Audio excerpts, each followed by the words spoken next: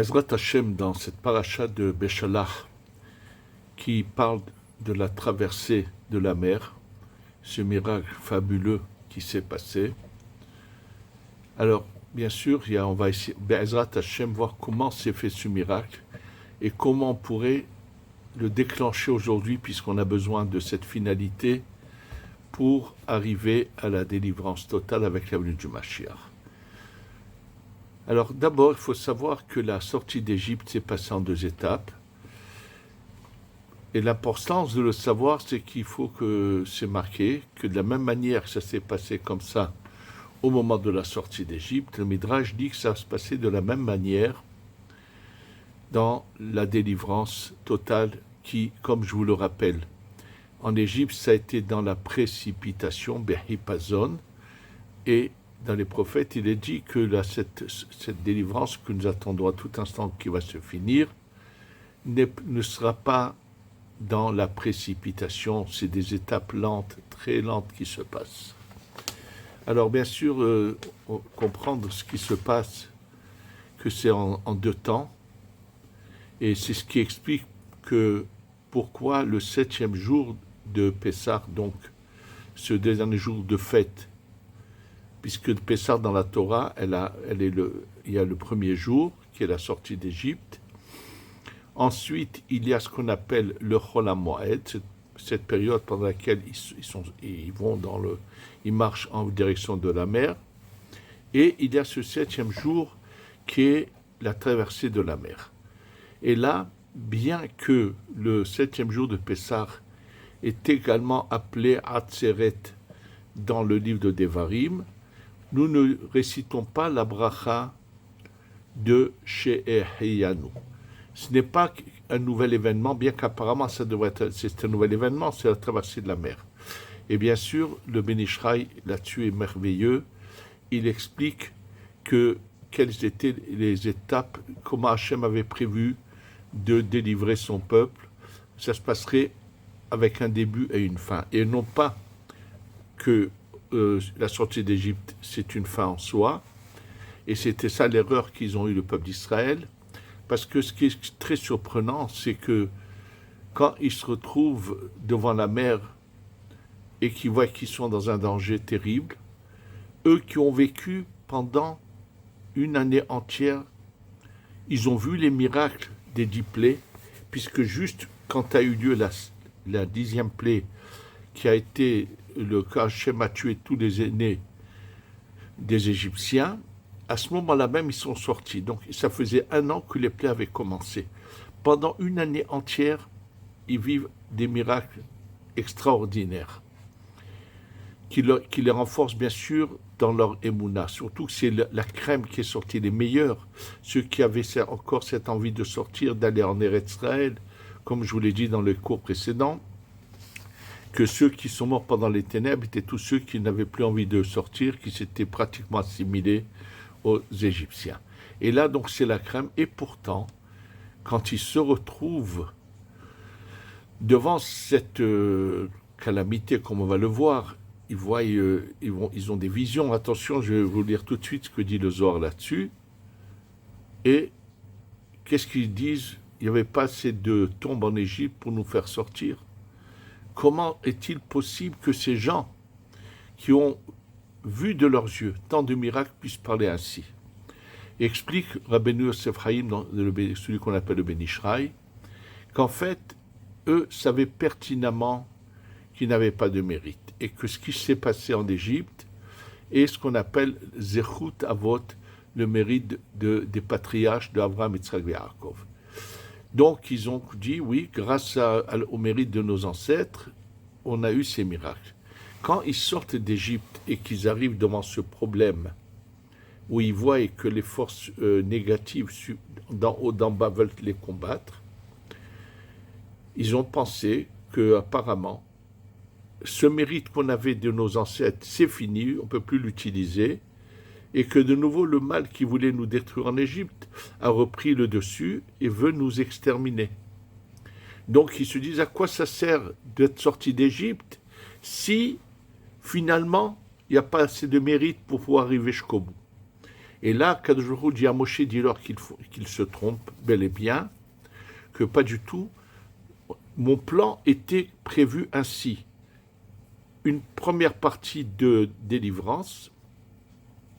Ensuite, il y a comme une sorte de descente dans le vide, dans une sorte de vide. Et finalement arrive la dernière étape de la délivrance va arriver. Elle va se passer comme elle va se passer, où d'abord ils vont rentrer dans la mer. Ensuite, les Égyptiens vont les poursuivre et tous les événements qui se sont passés. Alors, bien sûr que si on sait que c'est une seule formule de délivrance, juste qu'elle est partagée en deux parties, c'est pour cela que dans la deuxième partie, nous n'allons pas dire Shehianu, puisque c'est la continuité du départ. C'était le plan d'Hachem était comme ça. Et ça répond à beaucoup de questions également. Lorsqu'ils vont sortir d'Égypte, Akadosh Baruch Hu dit à Moshe, dis-leur d'aller emprunter à leur voisinage des bijoux, des vêtements, de tout ce qu'ils peuvent emprunter au maximum. Pour quelle raison? Que, étant donné qu'Akadosh Baruch Hu avait dit à Avram Avinu qu'ils seront en exil, ils vont souffrir, mais qu'après, ils vont sortir, ils vont sortir avec du butin, pour pas que Avraham ait à redire sur Akadosh Baruch Hu, donc dis-leur d'emprunter qu'ils sortent avec ce butin-là. Et bien sûr, la question est flagrante. Mais si toi, Akadosh Baruch Hu, tu as promis, c'est pas pour que Abraham n'ait pas parlé que tu leur fais faire ça, mais c'est toi qui as promis qu'ils sortiraient avec du butin. En réalité, Akadosh Baruch Hu, le vrai butin, ils vont l'avoir après la traversée de la mer.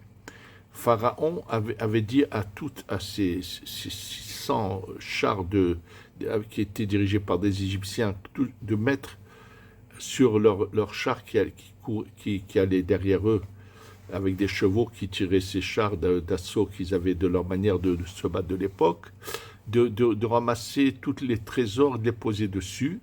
C'était une manière d'expliquer à ces soldats qu'il y a un enjeu très important, c'est que si on perd toute la fortune égyptienne. Et finalement, tout ce qu'ils avaient pris avec eux a été éjecté de la mer vers le rebord de mer.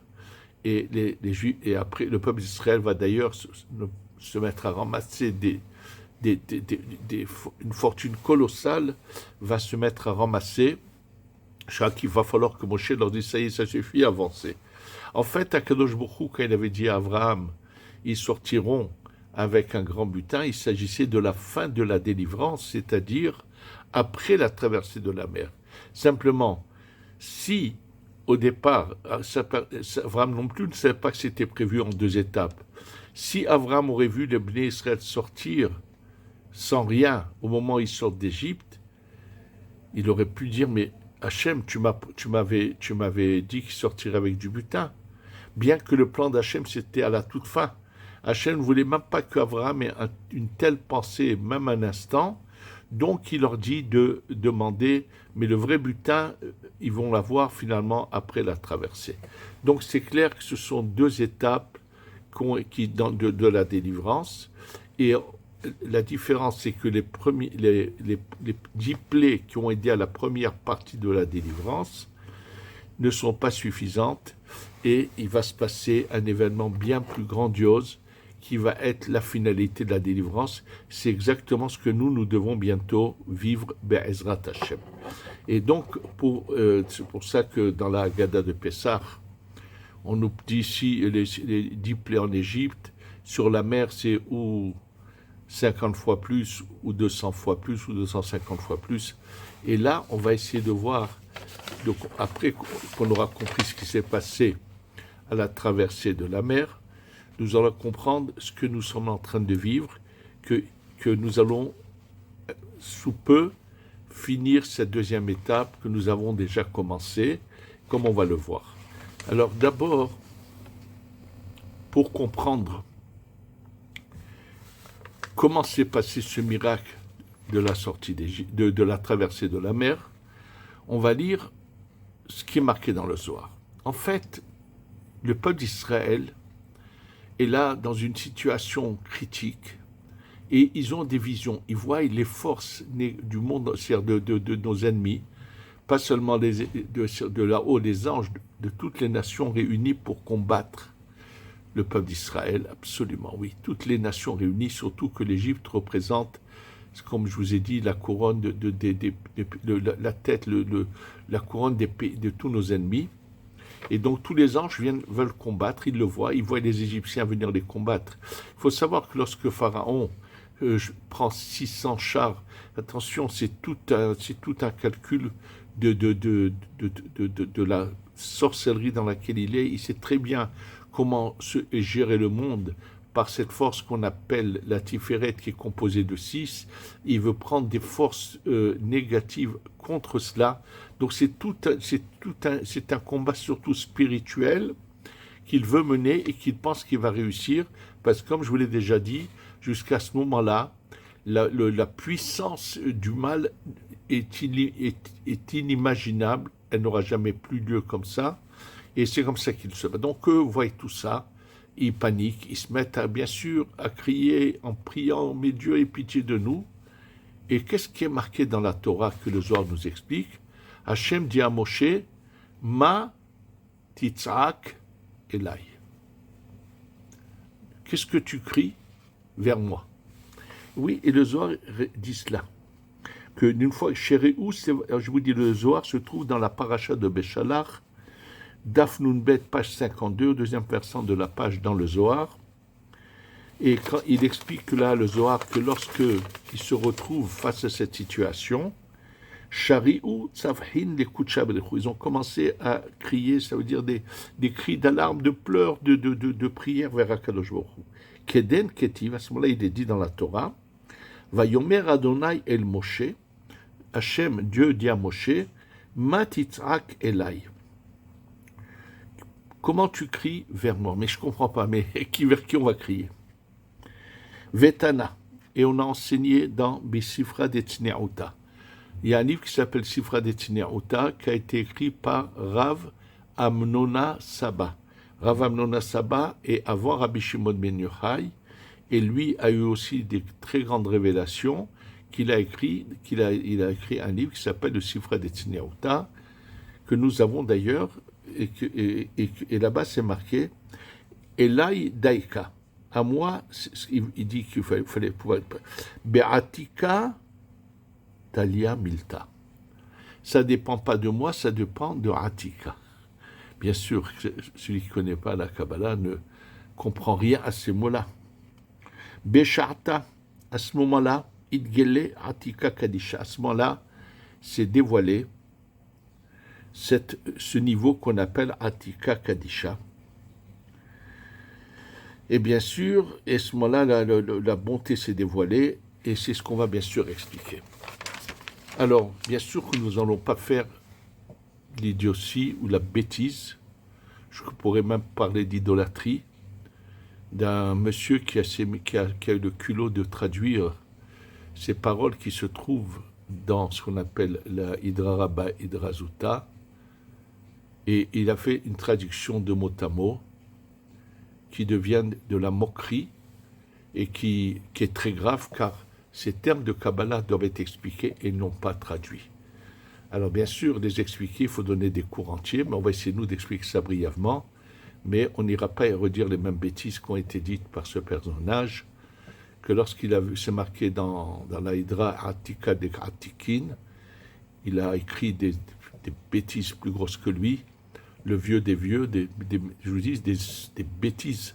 Alors, je vais vous expliquer de quoi il s'agit. Il faut savoir que quand nous faisons la tfila, nous prions à Akadosh Baruch.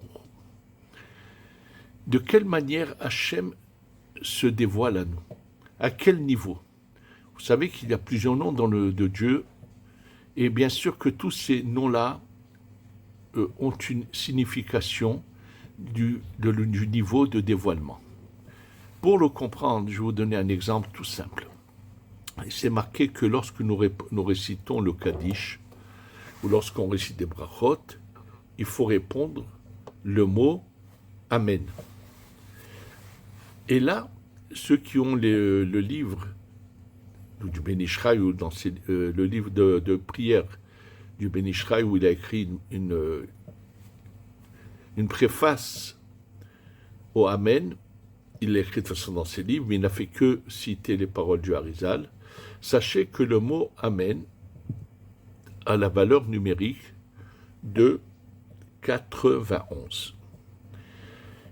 91, c'est 65 et 26, c'est-à-dire le nom de Dieu connu que nous mentionnons la plupart du temps, c'est la lettre Yud, le He, le Vav et le He, mais que nous ne prononçons pas avec comme c'est écrit, mais nous le prononçons différemment. Alors le Yud, le He, le Vav et le He représentent la valeur numérique de 26. Et il y a le nom comme qui est écrit des fois, ou comme nous prononçons le Yud, le He, le Vav et le He, par le nom de Aleph, Dalet, Adani. On ne dit pas, je ne peux pas vous dire le nom, mais vous comprenez. Et là, c'est 65. 65 et 26 représentent la valeur numérique de 91 du Amen. Mais là, nous fait savoir le Ben Ishraï, bien sûr, c'est ce qui est mentionné dans le Harizal. Quelle doit être notre pensée quand nous disons le mot Amen? Vous savez que lorsqu'on veut montrer que des noms s'unissent là-haut, on met les lettres une avec l'autre. C'est-à-dire, je donne un exemple. J'ai ce nom de Dieu qui s'écrit avec un Yud, un He, un Vav et un He, et il y a celui qui s'écrit avec un Aleph, Dalet, Nun, Yud. Alors, je peux commencer par le Yud du Yud Ke Vav Ke, Yud, ensuite je vais mettre le Aleph du deuxième nom, ensuite je vais mettre le He du premier, ensuite le Dalet du deuxième nom, ensuite le Vav du premier, ensuite le Nun du deuxième, ensuite le He du premier et le Yud du deuxième. Donc j'ai un Yud au début, un Yud à la fin. Donc j'aurais commencé par le Yud Ke Vav Ke, dans lequel va rentrer le Aleph Dalet Nun Yud. Ou je peux faire l'inverse. Je commence par celui du Aleph, le Aleph, ensuite le Yud, le Dalet, ensuite le He, le Nun, ensuite le Vav, le Yud, ensuite le He. Donc, c'est deux combinaisons. Et il nous dit, si c'est le Kaddish, ça va être la deuxième combinaison qui commence par le Aleph Dalet Nun Yud. Et si c'est le Amen des Brachot, c'est la première combinaison, qui commence par le Yud. Pourquoi? Tout simplement, il faut savoir que dans les noms de Dieu, c'est une révélation, Dieu n'a pas de nom, il y a des révélations masculines, féminines, des niveaux différents. Et de la même manière qu'il y a un couple sur terre qui s'unit, dans les sphères supérieures, pour que les choses descendent, il faut qu'il y ait une union. Ou bien, si on doit faire monter les choses, c'est du bas vers le haut. Le Kaddish qui fait monter du bas vers le haut, dont je commençais ce mélange des lettres, par celui d'en bas, la bracha qui fait une allusion à ce qui descend du haut vers le bas, je vais commencer par le nom supérieur et je vais intégrer en lui le nom inférieur. Donc on voit qu'il y a ce qu'on appelle la manière dont Hachem se révèle à nous, et cette révélation dont je viens de vous parler, à un nom précis, bien sûr, Zun de Hatzilut, bon, c'est la chose qu'il faut apprendre dans la Kabbalah, et c'est à ce niveau-là qui n'existe que grâce à la lumière infinie qui se dévoile en deux.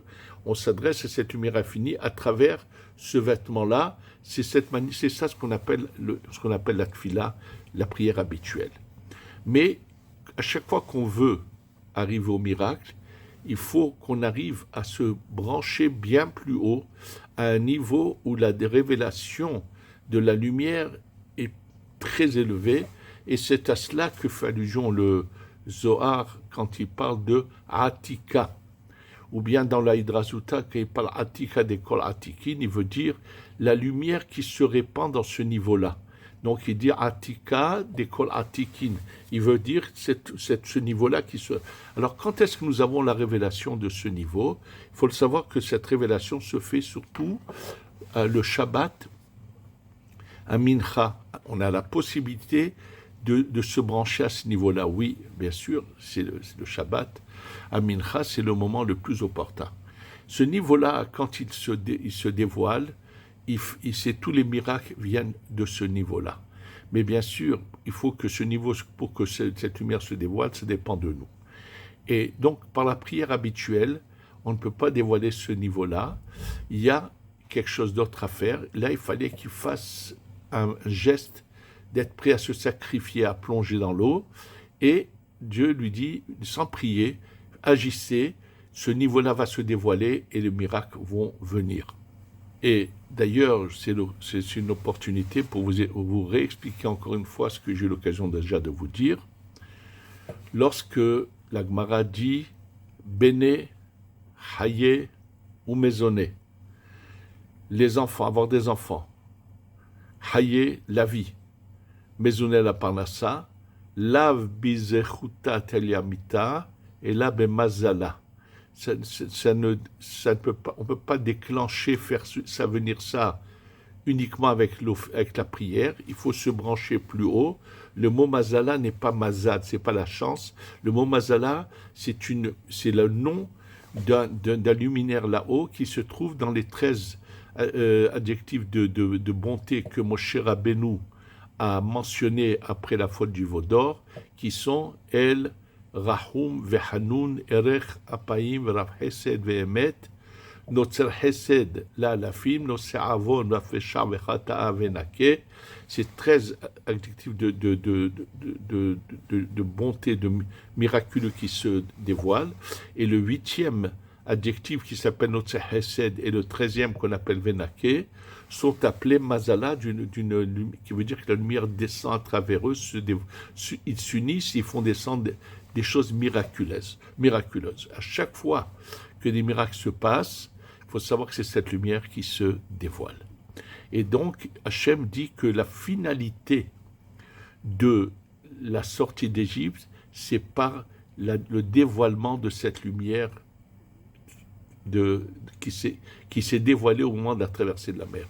En Égypte, les 10 plaies vont être frappés par ce qu'on appelle le dernier niveau de la Hatzilut, qu'on appelle la Shekhinah, la Malchut.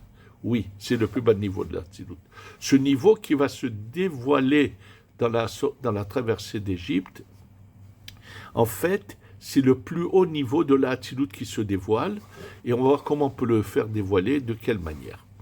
Donc, en fait, il se passe, la finalité est bien sûr bien plus haut comment on appelle ça, que la sortie d'Égypte. Et c'est ça la finalité de la révélation. Et donc la Gemara nous dit que ces trois choses, les enfants, la vie et la parnassa, celui qui arrive à se brancher là-haut. Alors bien sûr, comment peut-on se brancher? La chose la plus simple, sachez-le, c'est la Emouna Pshuta. Quand quelqu'un a une Emouna, une confiance sans limite envers Hachem, il peut voir ses miracles. Et je voudrais d'ailleurs vous dire une histoire qui s'était passée chez Baba Saleh. Lui avait le pouvoir constamment de faire descendre cette lumière, et c'est comme ça que chez lui les miracles coulaient à flot. C'était un homme d'une sainteté sans pareille, qui se cachait et qui n'a jamais voulu, n'a jamais cherché les honneurs, bien au contraire, qui pensait que toutes les choses c'est comme ça, c'est Hachem qui les a fait d'une manière tellement simple. Il avait il était constamment branché avec Hachem. Bien sûr que lui était capable de faire descendre cette lumière à tout moment. Surtout, comme je vous l'ai dit, il y a quelque chose je vais vous expliquer tout de suite, qu'on appelle les Yichudim. Les Yichudim, c'est quelque chose qui s'apprend que celui qui a étudié pratiquement l'ensemble des textes du Harizal, qui connaît les kavanot de la Tfila, et il y a quelque chose qui s'appelle les Yichudim, c'est encore plus haut, et il faut savoir que les Yichudim ont le pouvoir d'agir. Et eux, aussi bien Baba Saleh que son fils Baba Meir Zecher Tzadik Kadosh Bracha, même quand il parlait comme ça avec les gens, il faisait des Yichudim sans que les gens s'en rendent compte. Je sais le cas, par exemple, de Baba Meir, il lui arrivait, on me l'a raconté, des gens venaient penser lui raconter des choses qui n'avaient aucun sens ni importance, et lui restait comme ça à écouter sans rien dire, puis de temps en temps il disait Peler Atsum, qui voudrait dire c'est quelque chose d'extraordinaire.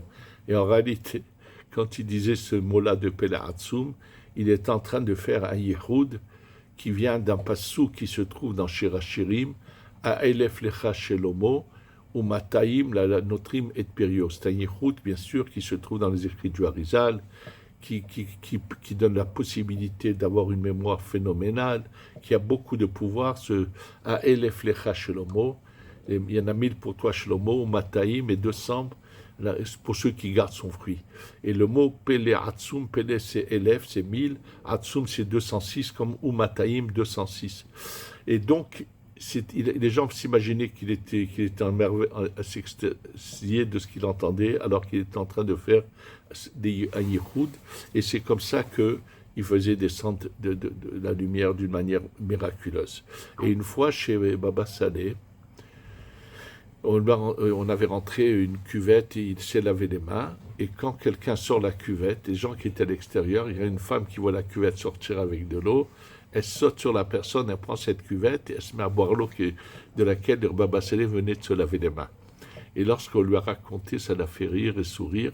Mais cette émouna, cette croyance aveugle qu'avait cette femme, pouvait lui faire venir, bien sûr, les miracles. Donc, on va tout de suite voir qu'est-ce qui se passe, comment se sont passées les choses.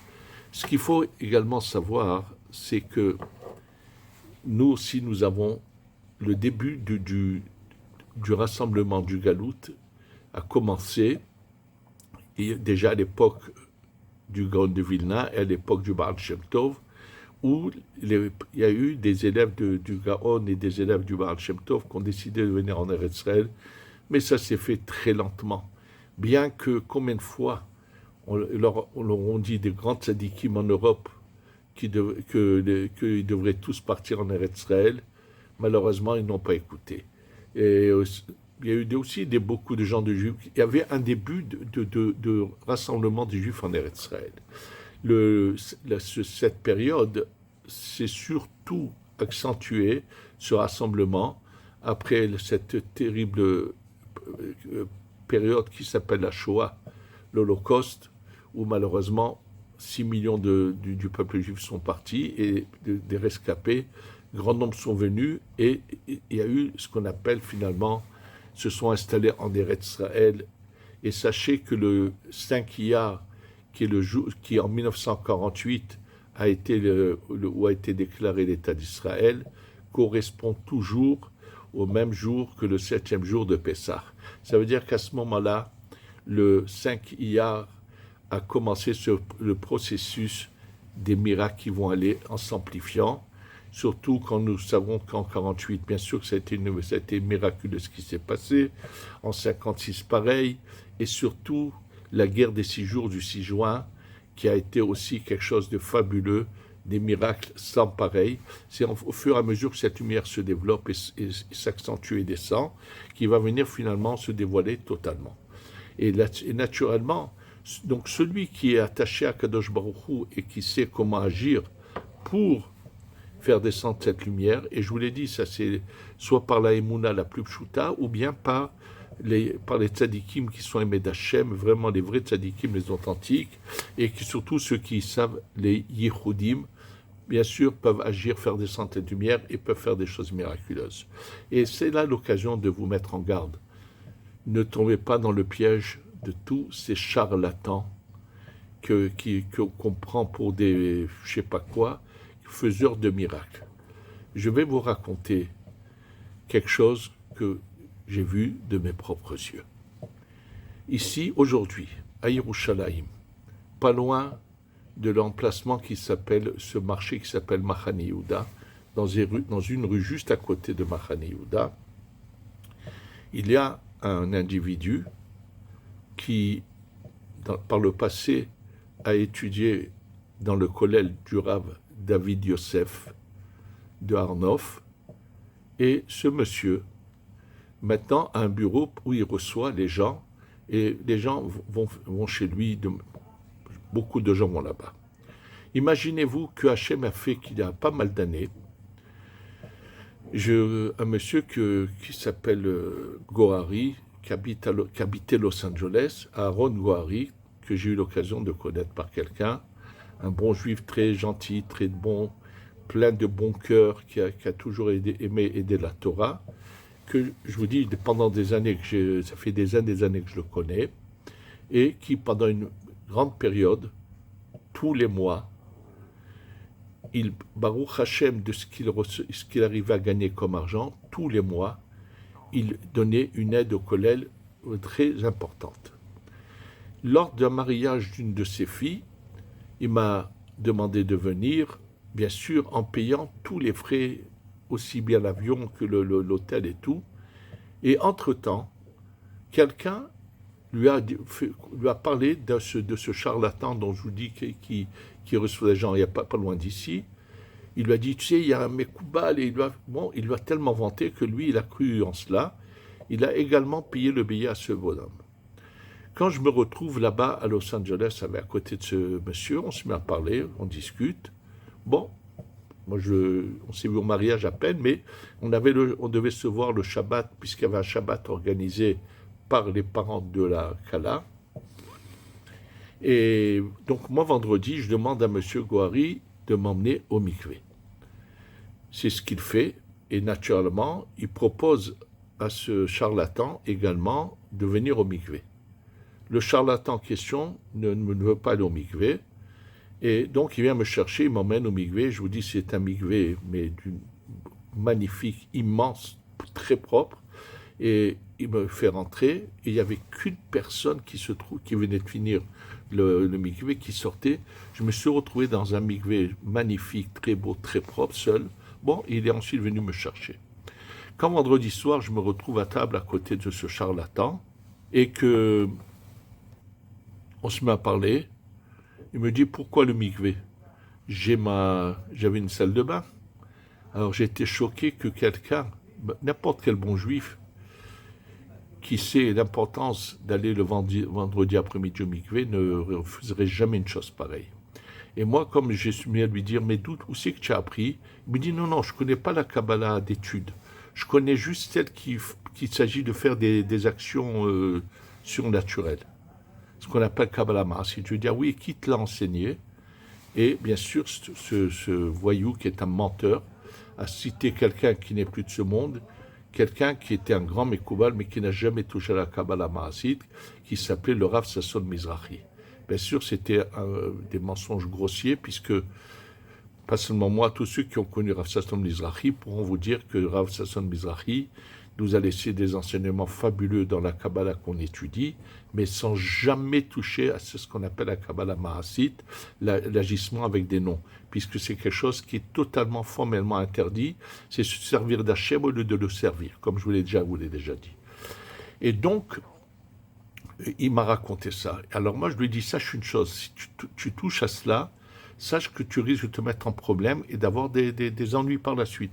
Je lui ai dit, pas juste parce que j'ai eu un peu pitié de lui, parce que tous ceux qui se sont amusés à jouer avec les noms ont eu une fin terrible, et je l'ai vu, j'en connais, je ne vais pas les citer maintenant. Et qu'est-ce qu'il me dit à ce moment-là? Écoutez bien, il me dit, mais moi, pendant que j'étais dans la salle de bain, on me frappait dans le dos, et je leur ai dit, continuez. Je vous raconte ça juste, et c'est cet énergumène, ce voyou qui reçoit des gens, les gens vont lui donner de l'argent, et malheureusement, on a l'impression que les gens n'ont pas de mérite, et que leur argent va dans la zut, dans des idioties, et ils n'ont pas le mérite de soutenir de manière authentique la Torah.